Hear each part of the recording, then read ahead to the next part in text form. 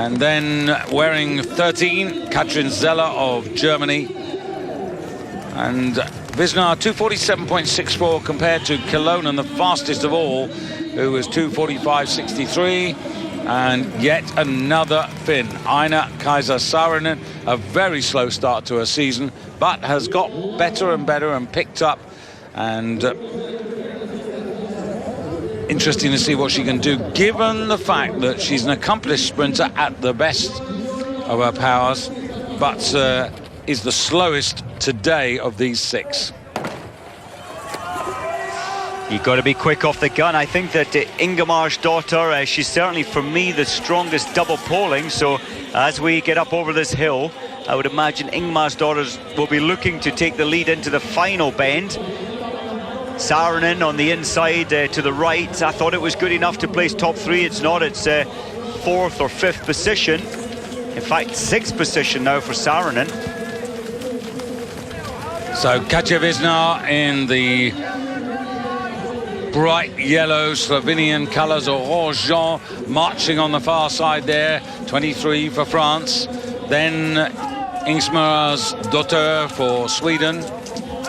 Germany, Katrin Zeller already under a little bit of pressure in 4th place as they drop down, and Shapovalova at the moment, and they're really stretched out here. And right at the back, Aino Kaisa Saarinen, and this is a huge spread, and this is not going to be as quick as the previous 2 quarterfinals. No, you're absolutely right. It's about 2.2 seconds. It's running slower than the previous heat, but well, the previous heat really picked up the pace along this straight. I still think that in white in 3rd place, Ingemar's for me, she's got the good upper body strength, or the better look. She's taking it so easy there, and again the strong wind is playing such a factor.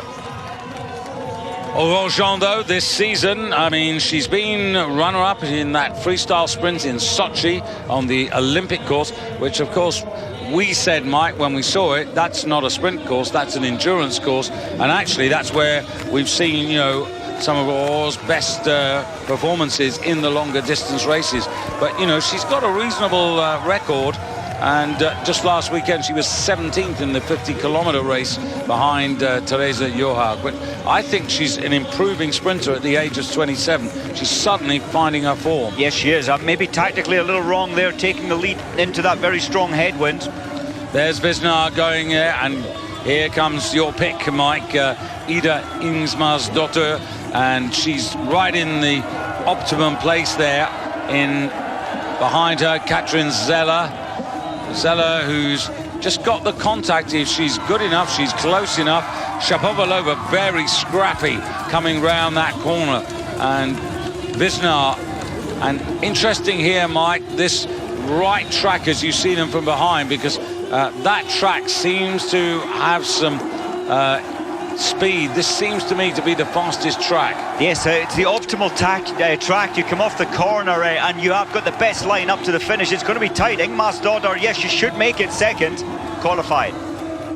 And then 248.7. But I think, Mike, the lucky losers or best losers are going to come out of previous quarterfinals. Possibly. I'm thinking Kalla. And I'm thinking Falla. Kalla and Falla. I'm thinking Kalla and Falla, yeah. Maybe, you normally get it right, so I'll take your word for that. I'm not so, actually, I might not be so right on this one, but I think Kalla might squeeze in because it was 246.7. That actually was the fastest. There you can see Ida Ingemar's and then a real photo at the end there. Orange Jean just getting the call over Shapovalova. I think Jean might have a shout for this one. In fact, Kalla's got it, and Jean. So well done to them. So Kilonen and Pajala from the first quarterfinal, Malvaleto and Björgen from the second, Kowalczyk and Ersberg from the third, Niskanen and Smutner from the fourth one, and then after that we've got this final of the quarterfinals there, Ingemar's and going through with her Wisnar. So straight on to the men's quarterfinals now. Same situation here. The Len Valias for Canada, tall, big levers, and 21, Giorgio Di Centa, 50-kilometer Olympic champion back in 2006 on a breezy Wednesday afternoon. It is chilly out there. Thomas Northug, younger brother of Petter, looks as if he'd quite like a rug round him at the moment. 10, Andrew Newell for the United States in the black race suit, the nearly man. How many times have we said that about Andrew Newell? And then 11, this is Ilya Chernusov of Russia. And the other man that's most important in this, of course, is Eldar Röning. And here he is, the fastest qualifier in 2:21.52.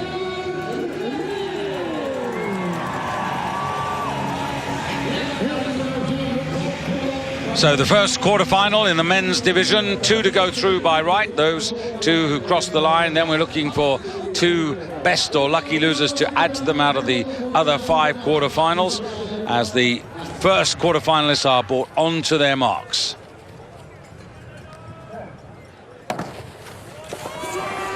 David, the last thing you want on the start line is cold limbs, but I must say they all look freezing, and that is because this strong headwind, and then of course waiting for the women's 5 heats. There's a lot of waiting, and you need to be very careful with how you use your time up.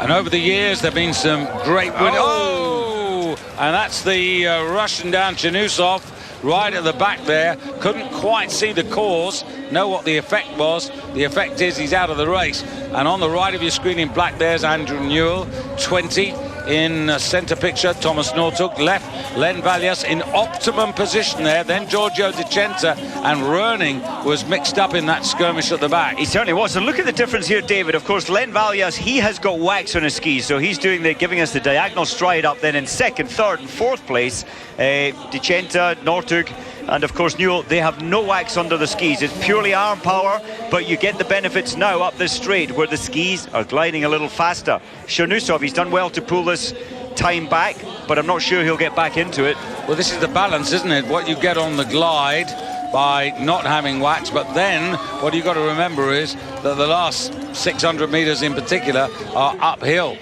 And that's right, as these heats go on and progress, your arms become more and more fatigued. Petter Northug showed us last week that the tougher course in Drammen, he was able to carry it all the way through and with apparent ease take the victory. Can his younger brother do the same here at the front? In recent years, past winners, Erik Bransdal won here a year ago, Emil Jonsson of Sweden 2 years ago, Nikita Krukov, the world champion from this season in Val di Fiemme, he won in 2010.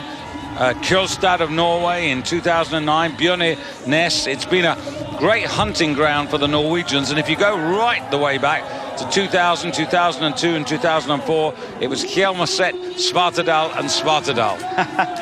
So it was always a Norwegian benefit at the expense of the Swedes. And have a look at this, the way that Andrew Newell pulling away up there. Len Valias, you see, suffering now. And on the left of your picture there, Thomas Northug going shoulder to shoulder with the man in black, Andy Newell. And these two are going to qualify, and 2:27.4. And that just to compare with the women, 2:46.7, the fastest women's heat. So, you know, more than 20 seconds difference. Interesting. And there is, without a doubt, the factor there. That's such a pity for Chernusov. He got his weighting completely wrong. And he trapped the back end of Röning's skis. And Röning never really got into this. From on paper, the fastest in the time trial, just over an hour ago, and you would have expected Röning to be up there contending all the way to the line, but he wasn't. And such is the gap back to Röning in third place there, 1.2 seconds. That may not be quick enough to, at the end of these quarterfinals, get him into the next phase. And Valias, well, he did a lot of work early, but was that the right choice of ski preparation? I'm not sure on this course. Do you really benefit that much by going waxless? You certainly do, I think, getting through these earlier heats, but as the arms become more and more tired. But I think we saw the pace that Valias lost through the slower skis, and that was up the important stage into the headwind. And that's really the point, Mike, that I was trying to which you've kindly brought out, is the fact that that's the business end of the race. It is. You getting up to the top of the first climb, that's one thing, but you need fast gliding skis, which the waxless ones give you. Now, important quarter-final here, because it includes Peder Northug. You're looking at Dietmar Nuclear for Italy, and now Legjanin, who you wouldn't think he'd topple Peder Northug. 7, here is the big man. Now, of course, it's important because Northug is in a three-way fight for the overall World Cup title, and he's only, at this particular moment, 12 points behind Alexander Legkov. Theodor Pedersen, you can't rule this guy out, because this is a Sprint World Cup winner and was the champion of the sprints last season, and hasn't done as well this year. He's only 6th in the rankings. Yevgeny Belov, I think probably also better known for distance racing rather than sprinting. And then Torin Kuss, who is by contrast an out-and-out sprinter. It's the only thing he does, and he's been plying his trade now for plenty of years, yet that podium, that elusive victory remains elusive for him. He's on the near side, and have a look at the way these guys set their skis for the start. Poised, some variations in technique, and Belov there standing taller, but getting the worst start. You need to be so poised. It's a question whether you've got that one ski in front of you. Some like Kuss had actually parallel skis at the start. And then even going back to Kikin Randall, I loved her start where she was so hunched down, ready to react through the arms. Peder Northug, I'm surprised he's not in the top 2 at this stage, but you just feel he might well get it back. Well, I think what's in his mind, Mike, is maybe to get as easy a ride as he possibly can, get a bit of protection early on, and then save that for when he needs it most. I'm just there's been a few certainly questions to me. Why don't they make these classic tracks tougher, David, so that the classic is actually classic skiing, where the legs are brought in, you wax your skis as for climbing steep hills. This is purely a double poling race. Each of the 6 athletes here selected to go on wax-free skis, so it's purely arm power. Yeah, I would go with you on that. I mean, I've often thought about Stockholm. It's great having it in the city centre. Oh, my goodness gracious me. That hurt. Yeah, that was acrobatics there by Belov, but it's just not his day, is it? Well, that was a bad fall. He just got his weight completely wrong. I'd like to see it again. I'm not sure whether he was interfered with there. Look at Peder Northug, very clever, the most intelligent sprinter. He didn't want to go to the front against this headwind, saving every fragment of energy. So Legjanin it is, leading at the moment from Theodor Pedersen. And then after that you've got Torin Kuss, then you've got Peder Northug. Now Northug now on this, now where's he going to go? He doesn't want to skate too far around the corners. The marshals, the jury will be watching every move with these lads with no wax on, and Northug coming through fast. Oh, and almost got himself into trouble there. Pedersen intelligently, I think, stood his ground there. So Northug now, and you've got Legjanin against him, and now this is what we saw in Drammen, and we're seeing it here again. This enormous power that Peder Northug has in double poling, coming up here and wanting to make sure, of course, that he gets through. And it's Northug versus Theodor Pedersen. But look at the effort that it's taking. They've done the job. 2:19.6. When you compare that to the first quarterfinal of 2:27.4, and the fastest qualifying time was 2:21.52. That is an incredible pace, David. Unbelievable.